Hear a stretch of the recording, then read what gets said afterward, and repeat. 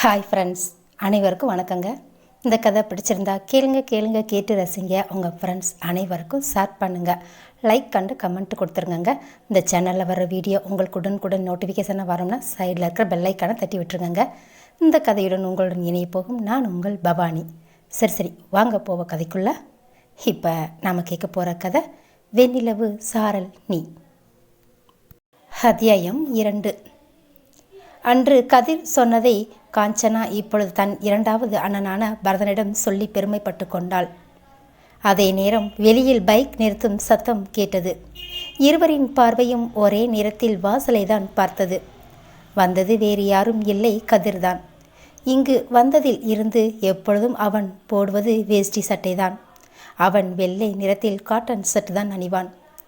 இவனுக்கு 33 வயது முடிந்துவிட்டது என்று சொன்னால் நம்ப இயலாது எவராலும்.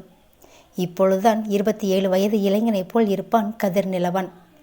உயரத்திற்கு ஏற்ற அகன்ற தோளுடன் இப்பொழுதும் கேசத்தை அதே போல் வெட்டினாலும் கொஞ்சமாக அதிகமாக வளர்த்திருப்பான், அவ்வளவுதான். அதுவும் அவனுக்கு அத்தனை அழகாக இருக்கும் பார்ப்பதற்கு.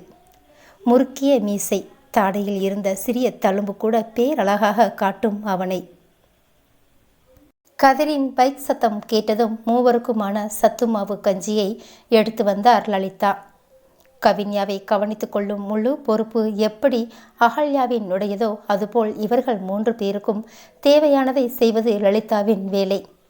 கவின்யாவை இப்பொழுதுதான் நர்சரியில் சேர்த்து விட்டிருக்க, கவின்யா நர்சரி சென்ற பின் லலிதாவிற்கு சமையலில் உதவி செய்வாள் அகல்யா. மூவரும் சத்து மாவு கஞ்சியை குடித்து முடித்திட அதே நேரம் பிங்க் நிற குட்டி ஃப்ராக் போட்டு நடந்து வந்து முதலில் மூன்மா என ஓடி வந்தவள் கதிரின் மடியில் சென்று அமர்ந்து கொண்டாள். மம்மி, இந்த ட்ரெஸ் எப்படி இருக்கு? லியா ஆண்டி நான் டால் மாதிரி இருக்கேன்னு சொல்கிறாங்க என்றவள் அப்படியா மம்மி என்பது போல் தன் தாய் என்ன சொல்ல போகிறாள் என ஆர்வமாக கண்கள் விரிய ஆசையாய் பார்த்திருந்தாள். மகளின் மனம் அறிந்த அந்த தாய் உள்ளமோ, கவின்யா குட்டி அப்படியே குட்டி சிற்றல மாதிரியே இருக்க. எப்பவும் என் குழந்தை என்னோட வாழ்வை ஒளிமயமாக்க வந்த தேவதை செல்லண்டா நீ என கண்கள் கலங்க சொன்னவளை அதற்கு மேலும் உன்னை நான் கலங்க விட மாட்டேன் என அந்த பிஞ்சு உள்ளம் நினைத்ததோ என்னவோ. மூன்மா மம்மி அலறாங்க என மனதிற்குள் நினைத்தபடி தனது பெரிய மாமனான கதிர் நிலவனை அந்த மாயம் காட்டும் குட்டி கண்களை நிமிர்த்தி உதடு பிதுக்கி பார்த்தது.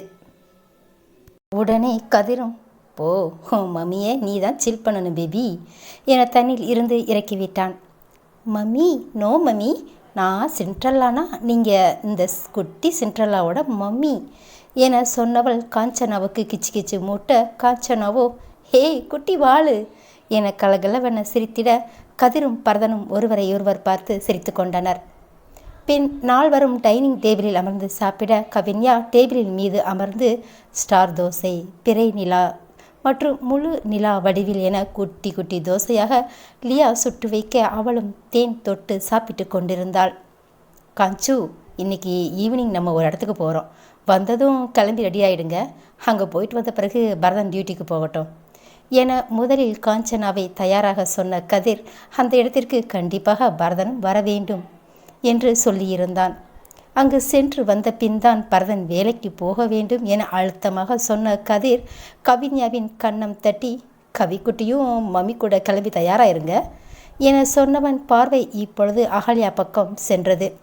கவின்யாவை தயார் செய்வது உன்னுடைய பொறுப்பு என்பது போல. அதை புரிந்து கொண்ட அகல்யாவும் சரிங்கய்யா என்பது போல தலையை ஆட்டி இருந்தாள் அகல்யா. அதன் பின் கதிர், காஞ்சனா, கவி இருவரையும் காரில் அழைத்து சென்று காஞ்சனாவை கல்லூரியிலும் கவியை நர்சரியிலும் விட்டுவிட்டு வர பரதன் அவனது அறையில் தூங்கிக் கொண்டிருந்தான். கிச்சனில் பார்க்க லலிதா மட்டும் சமையல் செய்து கொண்டிருந்தார். காஞ்சனாவின் அறையில் சென்று பார்த்தால் அகல்யா அங்கு இல்லை. லலிதாம்மா, லியா எங்க என கேட்க இப்போதையா போனாங்க, ஏதாவது சொல்லணுமாங்கய்யா என்றவரிடம் ஏதோ யோசனையுடன் நான் பார்த்துக்கிறேன் லலிதாம்மா என கதிர் சொல்லவும் இவரும் சரிங்கய்யா என சொன்னதோடு தனது வேலையை பார்க்க சென்று விட்டார். அகல்யா அதிகாலை 5 மணிக்கு வந்து விடுபவள். வாசல் தெளித்து கோலம் விட்டு கவின்யாவுக்கான வேலையை செய்ததும் கிளம்பி விடுவாள். லலிதா காலை 7 மணிக்கு வருபவர். காலை மற்றும் மதிய சமையலை முடித்துவிட்டு சென்று விடுவார். இரவு சாப்பாடு எப்பொழுதும் கதிர்தான் செய்வான். ஒவ்வொரு நாள் கதிர் பரதன் இருவரும் சேர்ந்து செய்தாலும் காஞ்சனாவை எதுவும் செய்ய விடமாட்டார்கள். பின் நர்சரியில் இருந்து கவின்யாவை அழைத்து வரும் பொழுது அகல்யாவுக்கு ஒரு மெசேஜ் மட்டும் போட்டு விடுவான் கதிர். கவின்யா இருவரும் வரும் முன் அகல்யா வந்து விடுவாள். பின் காஞ்சனா வரும் வரை அகல்யா இருந்து கவின்யாவை பார்த்து கொள்பவள் காஞ்சனா கல்லூரி விட்டு வந்ததும் சென்று விடுவாள். இதுதான் இந்த 6 மாதமாக நடக்கின்றது. நல்ல பெரிய வீடு இவர்களது வீடு. இந்த வீட்டினை கதிரின் அப்பாதான் தனது 3 பிள்ளைகளுக்கும் என பார்த்து பார்த்து கட்டியிருந்தார். முன்னால் சிட் அவுட், பெரிய ஹால், கிச்சன், பூஜை அறை, 4 பெட்ரூம், மாடி மொட்டை மாடிதான். ஆனால் வீட்டிற்கு முன்னால் நிறைய இடம் விட்டு இருந்தவர் 2 வேப்ப மரம் மட்டும் வைத்திருந்தார். இப்பொழுதுதான் கவின்யாவுக்கு பிடிக்கும் என பூச்செடிகள் நிறைய வைத்திருக்கின்றான் கதிர். அதனை வாட்ச்மேன் தங்கவேலு, லலிதா இருவரும் சேர்த்து பார்த்து கொள்வார்கள். தங்கவேலு, லலிதா இருவரும் கணவன் மனைவிதான். இருவருக்கும் 2 பெண் குழந்தைகள். இருவரும் தூரமாய் கட்டி கொடுத்து இருக்க முதலில் வருடத்திற்கு ஒரு முறை வருபவர்கள் இப்பொழுது பிள்ளைகள் படிக்கின்றனர் என வருவதே கிடையாது. மொபைலில் மட்டும் பேசிக்கொள்வார்கள். அதனால் இருவருக்கும் கதிர்தான் முன்னால் இருந்த இடத்தில் சிறிதாக வீடு கட்டி தேவையான வசதியும் செய்து கொடுத்து அங்கேயே தங்க வைத்து கொண்டான். அப்படியே உங்கள் பிள்ளைகள் வந்தாலும் தாராளமாக இங்கு வந்து பார்த்து செல்லட்டும் என சொல்லியும் இருந்தான் இவர்களிடம். அப்புறம் என்ன, யாருமே இல்லாதவர்கள் போல் இருப்பதற்கு இங்கேயே தங்கிக் கொள்ளலாம் என இருவரும் கதிர் சொன்னதற்கு சம்மதித்து விட்டனர். காரை எடுத்து சென்ற கதிர் அவனது காய்கறி தோட்டத்திற்கு சென்று விட்டான். அண்ணா அண்ணா கதவு திறண்ணா என கதவினை கடந்த 10 நிமிடங்களாக தட்டி கொண்டிருக்கின்றாள் வர்சினி. ஆனால் அந்த அரைக்கதவுதான் திறந்த பாடில்லை. வர்சினியின் அருகில் கைகளை பிசைந்தபடி நின்றிருந்தார் வர்சினியின் தாய் சரண்யா. தன் தாயை பார்த்தவளுக்கு மேலும் கோபம்தான் வந்தது தன் அண்ணனை நினைத்து. அம்மா பொறுமையா இருமா என சொன்னவள், அஜயனா கதவு திறக்க போறியா இல்லையா என்றவளின் கை அந்த கதவை அதிரும்படி தட்டியது. இவளது பொறுமையையும் தாய் சரண்யாவின் பொறுமையையும் நன்கு சோதித்த பின்னரே அந்த கதவு திறக்கப்பட்டது. கண்கள் சொருக நல்ல போதையில்தான் நின்றிருந்தான் அஜய் பிரியதர்சன். பிரதாப், சரண்யா இருவரின் பிள்ளைகள்தான் அஜயும் வர்சினியும். இவர்களும் தங்கள் பிள்ளைகளை வளர்த்து ஆளாக்கி திருமண ஏற்பாடும் செய்து ஒரே நாளில் ஒரே மேடையில் திருமணம் என்று இருந்த அந்த நன்னாளில் திடீரென அஜய் திருமணத்திற்கு முந்தைய நாளை காணாமல் போய்விட அஜய், வர்சினி இருவரின் திருமணமும் நின்று இருந்தது. ஆனால் திருமண நாளன்று இரவே வந்து சேர்ந்தான் அஜய் நன்றாக மது அருந்தியபடி. அதன் பிறகு அஜய் திருமணம் செய்து கொள்ள மறுத்துவிட வர்சினி ஏற்கனவே அப்பொழுது திருமணத்தில் எந்தவித விருப்பமும் இல்லாமல் தான் ஒப்புக்கொண்டிருந்தாள். அதனால் வர்சினியும் திருமணத்திற்கு மறுத்துவிட்டாள். தங்களது 2 பிள்ளைகளை எல்லோரையும் போல ஊரே வாழ்த்த திருமணம் செய்து கொடுக்க முடியாமல், அதுவும் இப்பொழுது 2 பிள்ளைகளும் திருமணம் வேண்டாம் என்று சொன்னதும் மனம் உடைந்து போனார் பிரதாப்.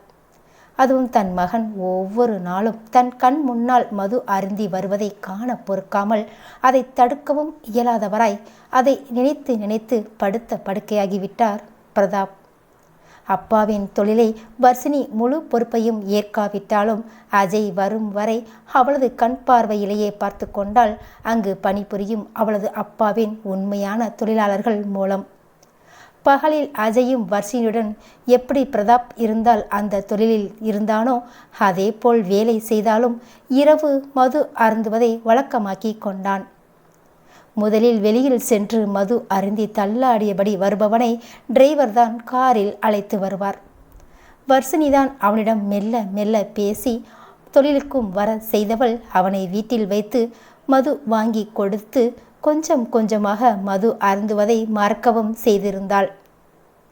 ஆனால் நேற்றைய நாள் அவர்களுக்கு திருமண ஏற்பாடு செய்திருந்த முந்தைய நாளை ஞாபகப்படுத்தும் நாள். இந்த நாளில் மட்டும் அவனை வர்சினியால் கட்டுப்படுத்தவே முடியவில்லை.